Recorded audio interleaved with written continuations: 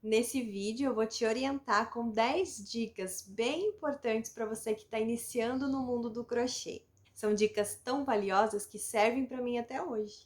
E esse é mais um vídeo para o nosso quadro Crochetando Sem Fio. Oi gente, tudo bom? Eu sou a Lu, eu te ensino crochê, então sejam bem-vindos aqui nessa videoaula. Dica 1. Não queira fazer rápido, queira fazer certo. As coisas não acontecem do dia para a noite. Curta o processo e aprenda com cada erro. Não pule etapas, porque você pode estar perdendo algo importante que depois, vai fazer falta. Dica 2. Guarde o rótulo e o nome das cores dos produtos que você está utilizando, porque a memória, às vezes ela decide que ela não vai colaborar. Daí você pensa assim, não, eu vou lembrar porque é uma cor tão básica, não. Mas na prática, gente, isso de vou lembrar não funciona. Anota. Dica 3. Não esqueça também de anotar a quantidade de pontos e o tamanho que ficou o produto, tá? A tua peça, a tua bolsa. Porque, gente, isso é um erro que eu cometo até hoje. Eu esqueço de anotar essas coisas e é tão importante, porque depois que quer fazer um outro igual, aí fica se batendo, tendo que ir lá na foto contar assim, pela foto. Pior coisa, gente. E eu faço isso, sabe? Porque eu me empolgo, né? Faço a bolsa, tiro fotos, nananã, posto no Instagram e faço a entrega. Aí depois que eu lembro, gente, eu não contei, não anotei nada. Maior vacilo. 4. E trocar de agulha no meio do trabalho pode? Depende.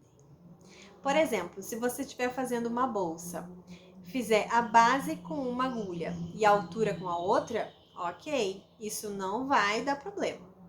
Por outro lado, se você fizer a base com uma agulha, começar a altura com a mesma agulha e trocar no meio do caminho, isso já não pode. Porque como ela na mesma face da bolsa, vamos dizer assim, vai dar diferença, não vai ficar legal não. 5.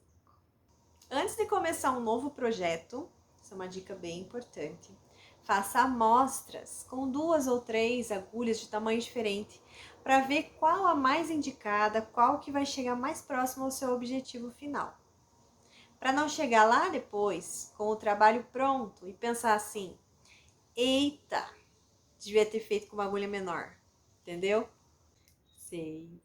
E para fazer o crochê, esteja num ambiente tranquilo, organizado. Isso parece uma bobagem, mas ajuda bastante para você conseguir focar todas as suas forças e energias naquele trabalho.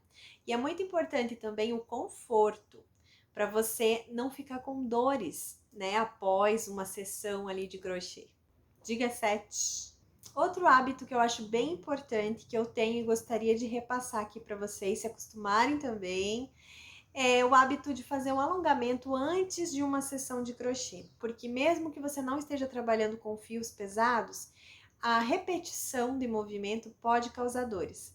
Esses alongamentos eu te ensino lá no destaque do Instagram. Eu fiz especialmente para vocês conhecerem como eu faço, né? Esse hábito meu de fazer os alongamentos antes de uma sessão de crochê. Então vão lá conhecer. Dica 8. Não tenha medo e nem preguiça de desmanchar um trabalho. É muito importante você analisar o que você fez de certo e de errado para você aprender com isso.